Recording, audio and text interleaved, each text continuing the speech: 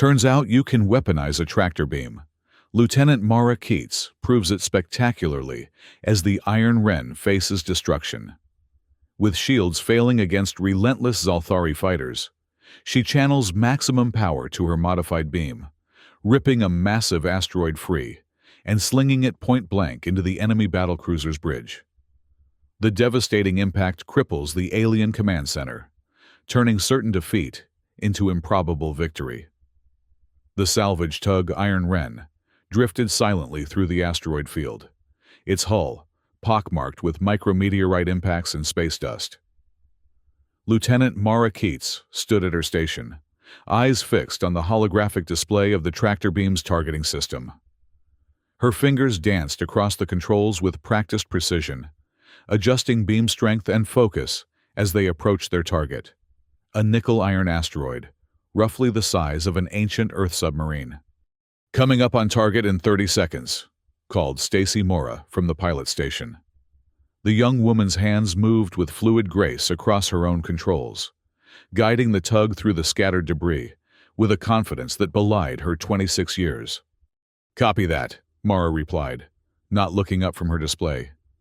"Preparing tractor lock. Jackson, how's power looking?" From the engineering station came a grunt, followed by the distinctive Martian drawl of Jackson Jax Rui. "Main capacitors at 97%. You've got full draw available. LT." Mara nodded, though she knew neither of her crewmates was looking at her. After 3 years together aboard the Iron Wren, they operated with the synchronicity of a well-tuned machine. The United Earth Mining Consortium had paired them specifically for their complementary skills: Mara's methodical approach to tractor operations, Stacy's intuitive piloting, and Jax's unorthodox but effective engineering solutions. 10 seconds to optimal range, Stacy announced. Mara centered her targeting reticle on the asteroid's center of mass. "Beam ready, adjusting for rotational momentum." The asteroid tumbled slowly before them, its surface glinting in the distant light of the system's K-class star. Just another day at the office for the crew of the Iron Wren. Locate, capture, and haul valuable minerals back to the processing station orbiting Tau Ceti A. Nothing they hadn't done hundreds of times before. "Target locked," Mara said. "Initiating beam." With a subtle vibration that ran through the deck plates beneath her feet, the tug's tractor beam engaged. A cone of blue-white energy extended from the emitter array mounted below the ship's bow, enveloping the tumbling rock. Mara watched her readouts carefully, making minute adjustments to compensate for the asteroid's irregular mass distribution. "Nice and easy," she murmured, more to herself than to her crew. "Stabilizing rotation. Now." The asteroid's tumble slowed, then stopped entirely as the tractor beam imposed the tug's own frame of reference upon it. Now came the delicate part, applying just enough force to bring the rock toward them without causing it to accelerate too rapidly. "Commencing primary pull," Mara announced, gradually increasing power to the beam. The holographic display showed the asteroid begin its controlled journey toward them. Everything was going according to standard operating procedure, exactly as Lieutenant Mara Keats preferred it. She had built her reputation within the UEMC on strict adherence to protocols and regulations, earning her the nickname "By-the-Book Keats" among the other tug crews. It wasn't a nickname she minded. In the dangerous business of deep space salvage, procedures existed for a reason. "Got some unusual readings here," Jax said suddenly, his voice breaking the comfortable silence that had settled over the bridge. Mara frowned. "Define unusual." "Long-range sensors are picking up something big behind that debris cluster at heading 035. Metallic composition, artificial structure." Stacy glanced over her shoulder. "Derelict ship?" "Maybe," Jax replied. "But it's massive. Biggest signal I've seen out here that wasn't a UEMC carrier." Mara's frown deepened. They were operating at the very edge of human-controlled space, just a few light years from the contested boundary with Zalthari territory. The reptilian empire had been locked in a cold war with Earth for nearly 2 decades, with occasional skirmishes flaring up along the border regions. Maintain beam lock on our primary target, Mara ordered. Stacy, once we've secured this rock, plot a course to investigate but keep a safe distance. Jax, see if you can get a clearer reading. Already on it, the engineer responded, reconfiguring lateral sensors for higher resolution. As the asteroid drew closer to the Iron Wren's cargo hold, Mara split her attention between the tractor controls and the mysterious signal Jax was tracking. Protocol dictated they report any unexpected findings in this region immediately to UEMC Command. But communications were spotty this far out. They'd need more information before making the call. Asteroid secured, Mara announced, as the rock settled into the tug's external cargo cradle. Magnetic clamps engaged automatically, locking it in place. Powering down tractor beam. The blue-white energy cone dissipated, and Mara turned her full attention to the sensor readings. What have we got, Jax? The engineer whistled low. You're not going to believe this. I'm reading Zalthari energy signatures. That's a warship out there, and not just any warship. Configuration matches the Aegis Dawn. Mara felt her blood run cold. The Aegis Dawn was the flagship of the Zalthari 7th Fleet, a dreadnought-class battlecruiser that had been involved in 3 separate engagements with Earth forces in the past 5 years. What was it doing here, deep in an asteroid field on the human side of the border? Stacy, keep us behind this debris cluster, Mara ordered. Minimal power signatures, passive sensors only. Jax, are you detecting any signs of active systems aboard? That's the weird part, Jax replied, scratching his beard thoughtfully.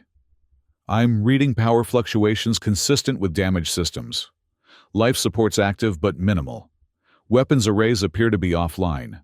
She's adrift, Lieutenant. Mara weighed their options.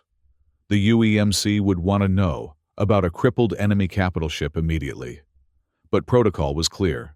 Salvage vessels like the Iron Wren were to avoid engagement with military targets, especially Zalthari ones. We need to report this and pull back, she said finally.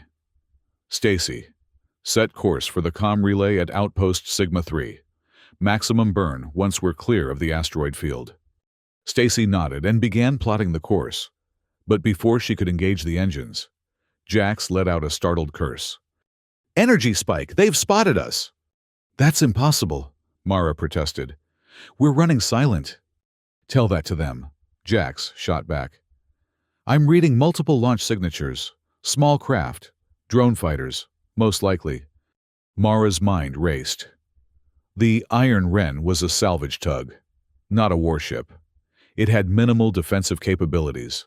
A point defense laser system designed to clear micrometeorites and space debris, and light shielding to protect against radiation and minor impacts. Nothing that would stand up to military-grade weapons. How many? She demanded. At least 12, Jax replied grimly. Heading straight for us. Stacy, evasive maneuvers. Get us into the densest part of the asteroid field. Use the rocks for cover. Jax, divert all non-essential power to shields and engines. As Stacy banked the tug sharply, sending them diving between 2 massive asteroids, Mara felt the familiar surge of adrenaline that came with danger. But this time was different. This wasn't a risky salvage operation or a close call with a solar flare. This was combat, something the Iron Wren and its crew were woefully unprepared for. They're gaining on us, Stacy reported, her voice tight but controlled. These drones are fast. LT. Keep weaving through the field, Mara ordered. Make them work for it. On her display, Mara could see the swarm of Zalthari drones spreading out to cut off their escape routes. The alien craft were sleek and predatory, with forward-swept wings and a distinctive crimson glow emanating from their propulsion systems. They moved with uncanny coordination, as if controlled by a single mind. First wave closing to weapons range in 15 seconds, Jax warned. Mara made a split-second decision. Reverse course. Full burn toward that large asteroid cluster at 270. Stacy didn't question the order, immediately swinging the tug around in a gut-wrenching turn and accelerating toward a dense collection of tumbling rocks ahead of them. "What are you thinking, LT?" Jax asked, his fingers flying across his console as he rerouted power systems. "We can't outrun them, and we can't outfight them," Mara replied, her eyes locked on her tractor beam controls. "But maybe we can outsmart them." As they hurtled toward the asteroid cluster, Mara began reconfiguring the tractor beam system, bypassing safety protocols and overriding power limiters. It was a flagrant violation of UEMC regulations, exactly the sort of thing Lieutenant by-the-book Keats would never normally consider. "Stacy, when I give the word, cut engines and rotate 180 degrees. I need a clear shot at the drone formation." "You got it," the pilot responded, not bothering to hide her curiosity. "But a clear shot with what?" Mara allowed herself a tight smile. "With the only weapon we've got." The Iron Wren raced toward the asteroid cluster, the Zalthari drones closing rapidly behind them. On her display, Mara could see the lead drones beginning to power up their weapon systems, sleek disruptor cannons designed to slice through hull plating with surgical precision. "Now, Stacy!" The pilot cut the engines and fired the maneuvering thrusters in a precisely coordinated sequence, bringing the tug to a sudden halt and spinning it to face their pursuers. The maneuver was executed with textbook perfection, leaving the Iron Wren pointed directly at the oncoming drones. "Tractor beam at full power," Mara called out, her fingers dancing across the controls. The familiar blue-white energy cone erupted from the tug's emitter array. But instead of reaching out to gently capture an asteroid, it lashed out with devastating force. Mara had reversed the beam's polarity and disabled the safety limiters, turning the salvage tool into an improvised weapon. Instead of pulling objects inward, the modified beam pushed them away, violently. A cluster of small asteroids and debris that had been floating nearby suddenly accelerated toward the approaching drones, propelled by the repurposed tractor beam. The first wave of projectiles caught the lead drones completely by surprise. Two were struck directly, their sleek hulls crumpling under the impact, before exploding in silent starbursts of orange and white. "Holy shit," Jax breathed. "That actually worked." "Don't celebrate yet," Mara warned, already adjusting her targeting. "Second wave, coming up." She swept the beam across a different section of the debris field, sending another barrage of rock and metal hurtling toward the remaining drones.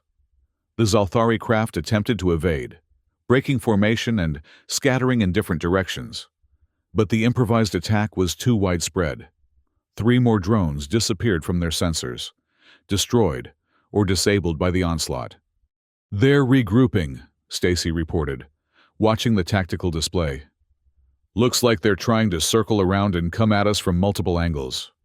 Mara nodded grimly. "They're adapting. Jax, how's the beam holding up?" "Emitter temperature is rising fast," the engineer replied. "We're pushing way beyond design specs here.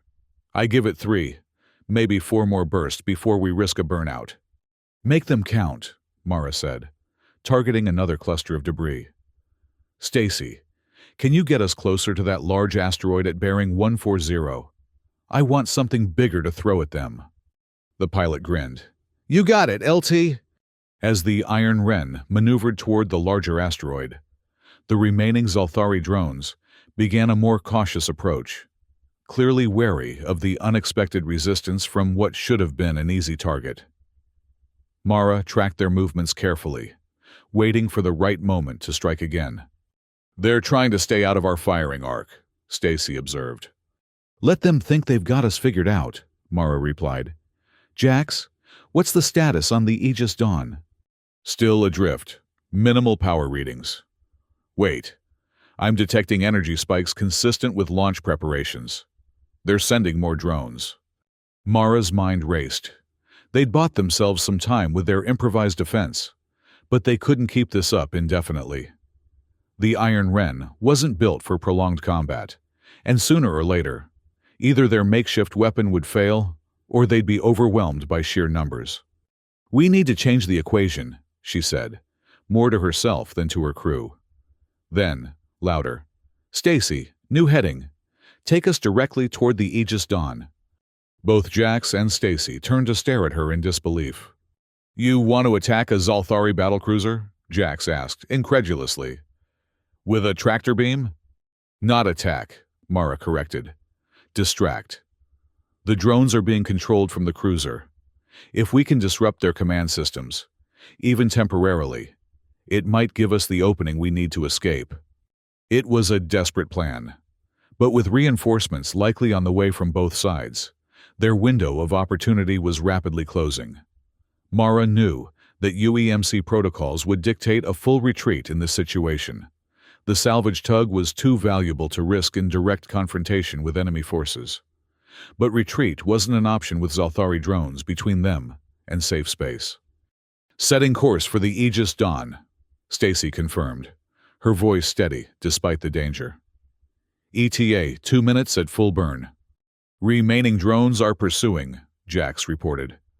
"And I'm detecting the launch of a second wave from the cruiser. 8 more contacts, accelerating toward our position." Mara focused on her controls, recalibrating the tractor beam for their next attack. "When we get within range of the cruiser, I want to target their drone control arrays. Jax, can you identify them?" The engineer nodded, pulling up schematics of Zalthari battlecruisers on his display. "Should be located in the dorsal section, just aft of the command tower. But Mara, even with our modified beam, I'm not sure we can do significant damage to a capital ship." "We don't need to destroy it," Mara replied. "Just disrupt it long enough to slip past their defenses."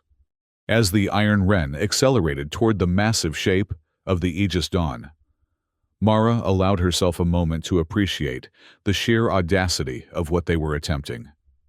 A salvage tug taking on a Zalthari battlecruiser was unheard of, the kind of story that would either earn them commendations or get them all killed. The first wave of drones was closing in behind them, while the second wave spread out to cut off potential escape routes. Ahead, the Aegis Dawn grew larger in their viewports, its sleek, predatory silhouette a stark contrast to the utilitarian design of the Iron Wren. "They're powering up point defense systems," Jax warned. "Looks like the cruiser still has some teeth." "Evasive pattern Delta," Mara ordered. "Keep us moving unpredictably, and prepare for debris clearance."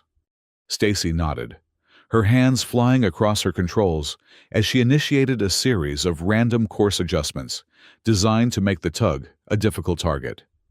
Meanwhile, Mara targeted another cluster of asteroids with her modified tractor beam, sending a fresh barrage of projectiles toward the pursuing drones.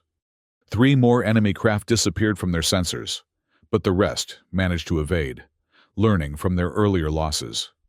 The remaining drones began firing, crimson energy beams slicing through the void around the Iron Wren. "Shields at 80%, Jax called out as the tug shuddered from a glancing hit. "Hold course," Mara instructed, her voice calm despite the danger. "Range to target?"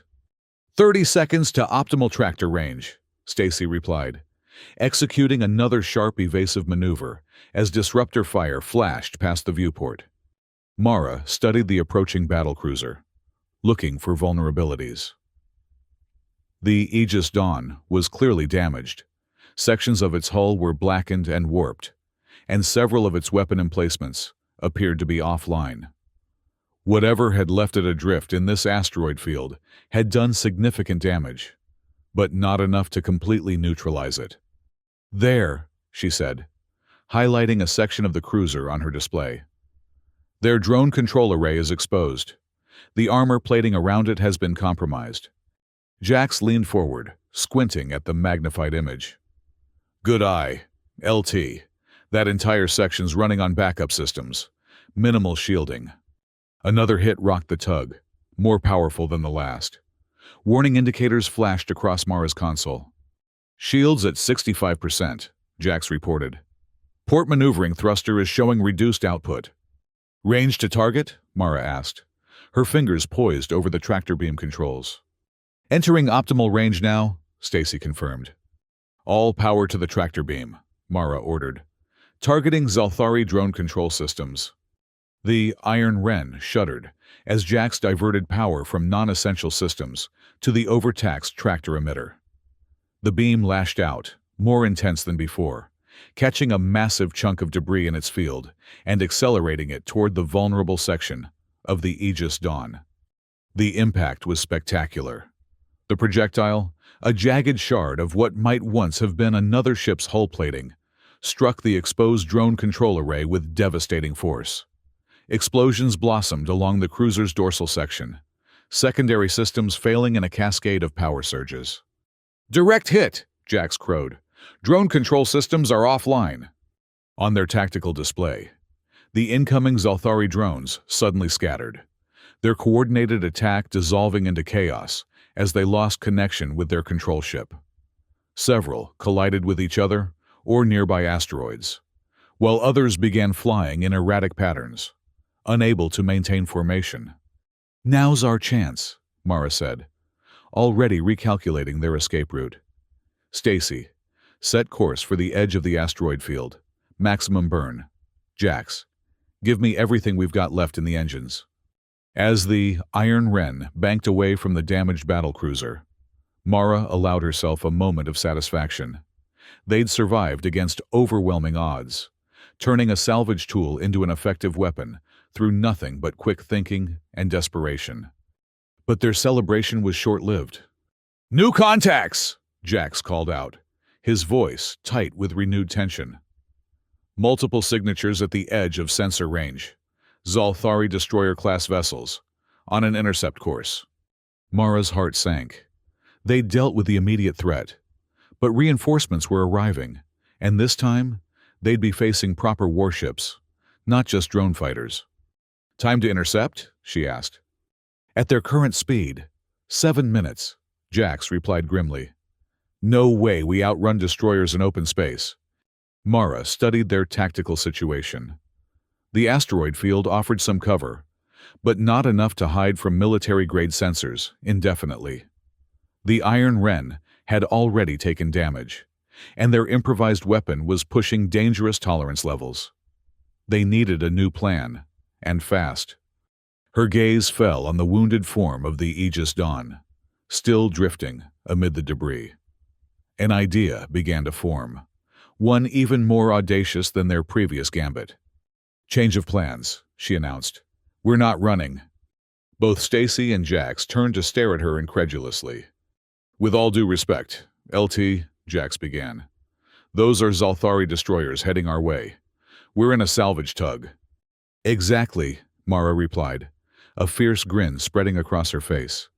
"And what do salvage tugs do best? We salvage." Understanding dawned on Stacy's face. "You want to use the Aegis Dawn as cover?" "Better than that," Mara said, already adjusting her controls. "I want to use it as a weapon. Stacy, bring us around to the cruiser's stern. Jax, I need a detailed scan of their reactor systems." As the Iron Wren circled back toward the damaged battlecruiser, Mara explained her plan. The Aegis Dawn's main reactors were still active, though operating at minimal power. If they could use their tractor beam to dislodge the cruiser's damaged components in just the right way, they might be able to trigger a cascade failure, not enough to cause a full reactor breach, but sufficient to create a massive electromagnetic pulse that would disable any ships in the vicinity. "Including us," Jax pointed out.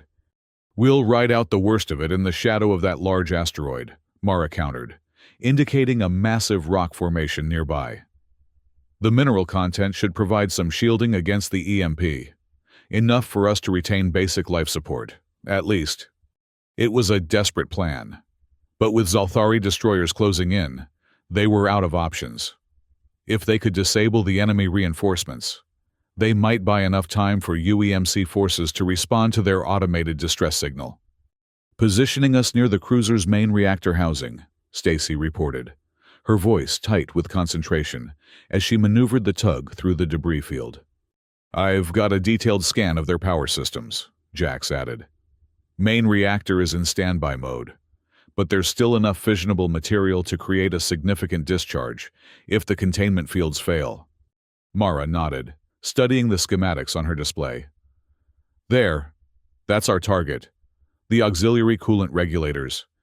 If we can dislodge them, the reactor will begin to overheat. The automated systems should trigger an emergency shutdown, venting plasma, and creating our EMP. Assuming their automated systems are still functional, Jax muttered.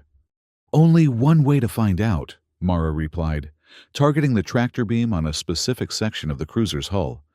The beam lashed out once more, but instead of hurling debris as a projectile, Mara used it to apply precise pressure to an already damaged section of the Aegis Dawn's armor plating. Metal groaned and tore away, exposing the delicate systems beneath. Reactor temperature rising, Jax reported, monitoring the cruiser's systems through his sensors. Coolant pressure dropping. It's working. Zalthari destroyers entering the asteroid field, Stacy warned. 5 minutes to intercept. Mara intensified the beam, focusing it directly on the exposed coolant regulators. The strain on the Iron Wren's systems was enormous. Warning indicators flashed across her console, and she could hear the ominous whine of the tractor emitter as it pushed far beyond its design parameters. Emitter temperature critical, Jax called out. We're going to lose the beam in 30 seconds. Just a little more, Mara urged, making minute adjustments to her targeting. With a brilliant flash of light, the coolant regulators tore free from their housing. Almost immediately, alarms began blaring aboard the Aegis Dawn, audible even through the vacuum of space as emergency systems attempted to compensate for the catastrophic failure. Reactor going into automatic shutdown, Jax confirmed. Plasma venting initiated. EMP wave imminent. Get us behind that asteroid, now, Mara ordered, powering down the tractor beam before it could burn out completely.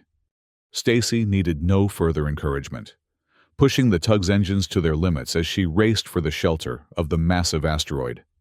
Behind them, the Aegis Dawn's reactor housing began to glow with increasing intensity as superheated plasma vented into space. Brace for impact, Mara called, securing herself in her station harness.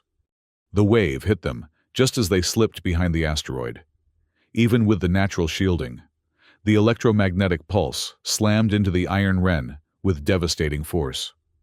Consoles exploded in showers of sparks, and the lights flickered before dying completely. For a moment, there was only darkness and the sound of their own breathing. Then, gradually, emergency lighting activated, bathing the bridge in a dim red glow. Status report, Mara demanded, releasing her harness and checking her darkened console. Main power offline, Jax replied, his voice calm despite the situation. Auxiliary systems functioning at minimal capacity. Life support is operational, but that's about it. Engines, sensors, and communications are all down. How long to restore basic functionality? Jax considered for a moment. With emergency repairs, maybe 2 hours for minimal propulsion and short-range comms. Longer for everything else. Mara nodded, turning to Stacy. Any sign of the Zalthari destroyers before we lost sensors? The pilot shook her head. They were well within the EMP radius. They should be in the same condition we are, or worse. If they didn't have any natural shielding, then we have a window of opportunity, Mara said, unbuckling from her station and floating toward the emergency tool locker. Let's make the most of it. Jax, focus on getting propulsion back online. Stacy, see what you can do about communications. I'll check the tractor beam emitter. We might need it again before this is over. As they worked to restore their crippled ship, Mara reflected on the situation. They'd survived the initial encounter against overwhelming odds, but they were still deep in hostile territory with a damaged vessel. UEMC reinforcements would respond to their automated distress signal eventually, but there was no guarantee they would arrive before the Zalthari recovered from the EMP. Hours passed as they made emergency repairs, working by the dim glow of emergency lighting and the occasional flash of Jax's welding torch. Gradually, systems began coming back online, First life support, then minimal propulsion, and finally, limited sensors. "I've got something," Stacy called from the pilot station, where she'd rigged a makeshift sensor array, using parts cannibalized from less critical systems. Multiple signatures approaching from Sector 47. Mara felt her stomach tighten. "Zalthari?" Stacy shook her head, a slow smile spreading across her face. "Human signatures. UEMC transponders. It's the cavalry, LT." Relief washed over Mara as she confirmed the readings on her own partial display. A UEMC rapid response flotilla had picked up their distress signal and arrived in force. 2 destroyers and a light carrier. More than enough to handle any remaining Zalthari threat. "Open a channel," she ordered. "Let them know we're alive and kicking." As Stacy established communications with the approaching UEMC vessels, Mara allowed herself to relax slightly. They'd made it. Against all odds. A salvage tug and its 3-person crew had taken on a Zalthari battlecruiser and survived to tell the tale. "UEMC destroyer, vigilant. Responding to your distress call," came a crisp voice over their comms. "Lieutenant Keats, I presume?" "Affirmative. Vigilant," Mara replied. "The Iron Wren is damaged but operational. Be advised, we have a disabled Zalthari battlecruiser in the vicinity, the Aegis Dawn." There was a momentary pause. Then, "Did you say the Aegis Dawn, flagship of the Zalthari 7th Fleet?" "The very same," Mara confirmed. "Currently adrift with minimal power and a compromised reactor housing. Recommend caution when approaching." Another pause. Longer this time. "Lieutenant, our preliminary scans show significant damage to the cruiser's systems, consistent with weapons fire. But your vessel is registered as an unarmed salvage tug. How exactly did you engage a Zalthari battlecruiser?" Mara exchanged glances with Jax and Stacy, a slow smile spreading across her face. "It turns out, Commander, that you can weaponize a tractor beam if you're creative enough.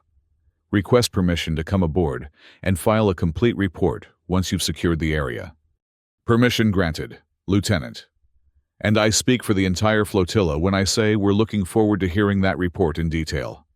As the UEMC vessels moved to secure the disabled Zalthari ships and the Iron Wren limped toward the safety of the flotilla, Mara gazed out at the starfield beyond the viewport. In the distance, the Aegis Dawn drifted silently, a testament to human ingenuity in the face of overwhelming force. The incident in the asteroid field marked a turning point in the Cold War between Earth and the Zalthari Empire. The capture of the Aegis Dawn, intact enough to yield valuable intelligence on Zalthari technology and tactics, was a significant coup for the UEMC. But the greater impact came from how the capture had been achieved. A salvage tug using its tractor beam as an improvised weapon.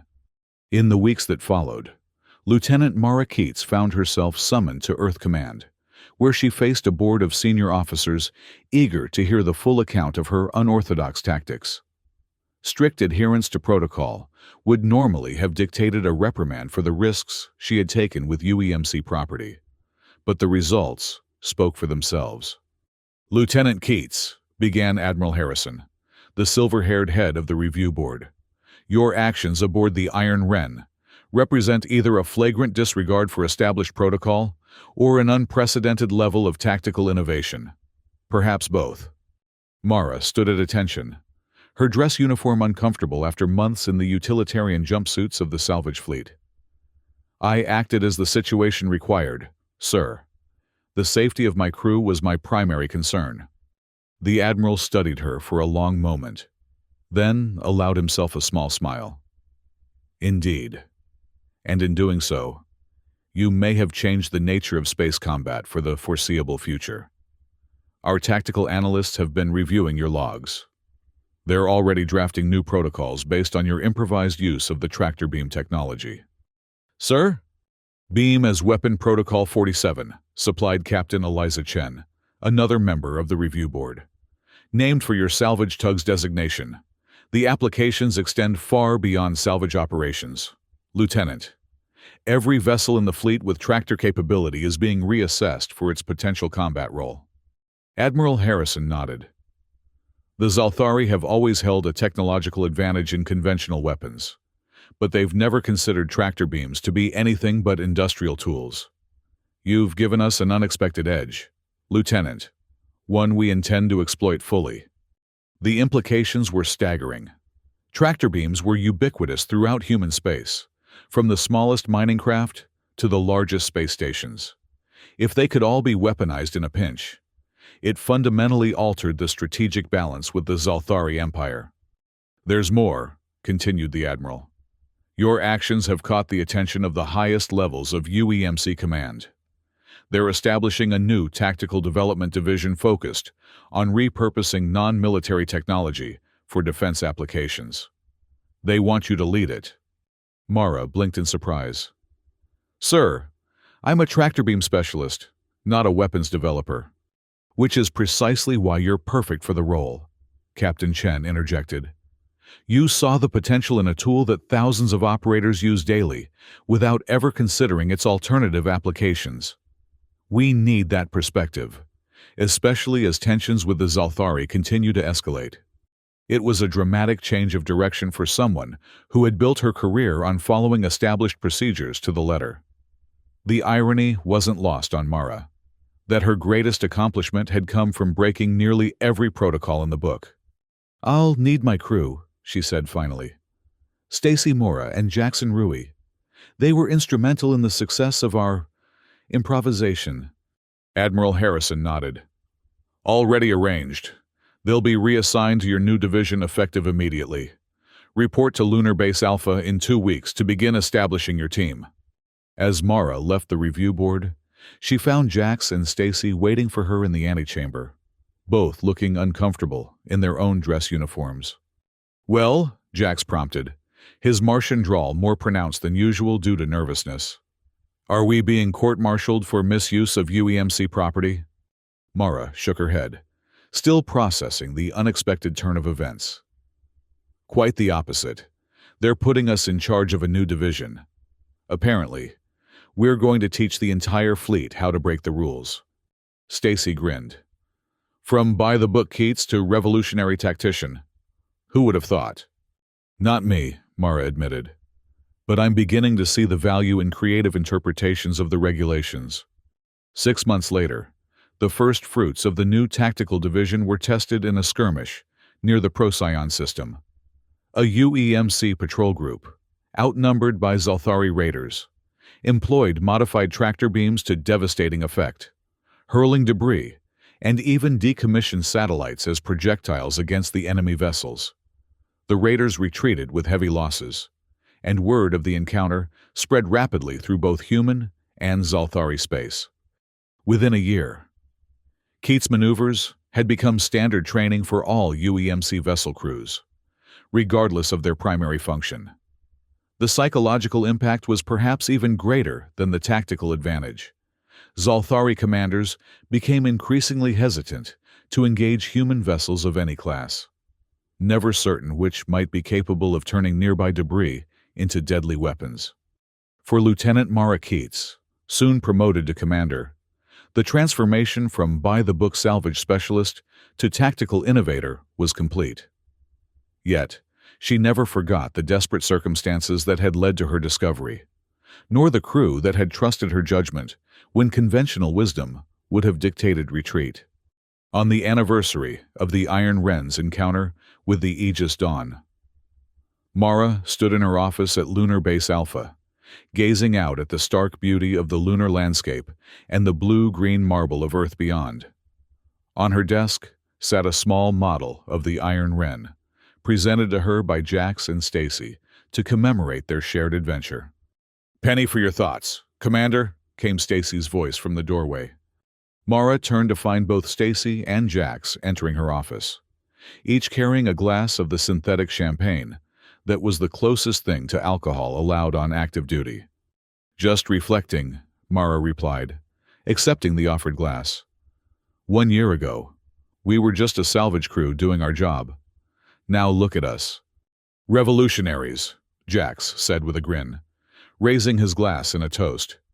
To the Iron Wren and her crew, who taught the UEMC that sometimes the best weapon is the one you never plan to fire.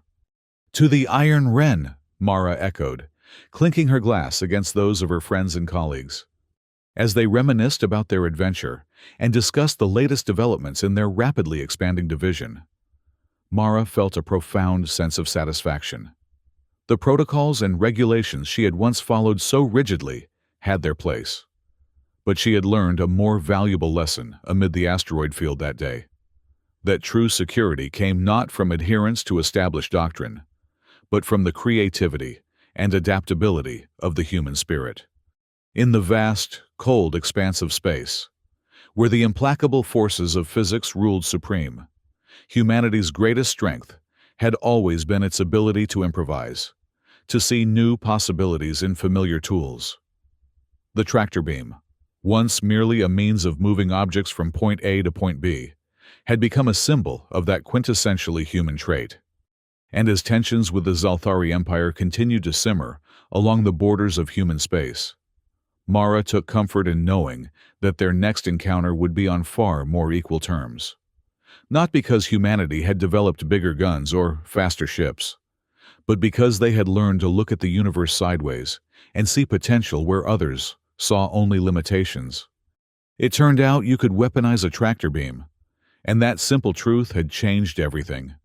In the years that followed, the strategic balance between humanity and the Zalthari Empire shifted dramatically. What had begun as a desperate improvisation aboard a salvage tug evolved into a comprehensive doctrine that influenced every aspect of human space operations. The UEMC, under Commander Keats's guidance, developed a new generation of tractor beam technology specifically designed for dual-use capabilities. These Keats pattern emitters could transition seamlessly from salvage operations to defensive applications, allowing even civilian vessels to contribute meaningfully to local defense in emergency situations. More importantly, the success of the tractor beam innovation sparked a broader cultural shift within human space forces. Officers at all levels were encouraged to reconsider conventional equipment in unconventional ways, leading to a renaissance in tactical thinking that the more rigid Zalthari military structure struggled to counter.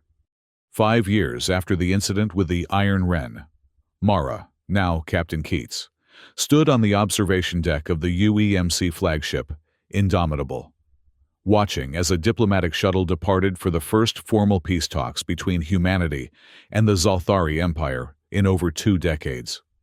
"They're finally ready to negotiate," observed Admiral Chen, who had once sat on the review board that changed the course of Mara's career. "And we have you to thank for it, Captain."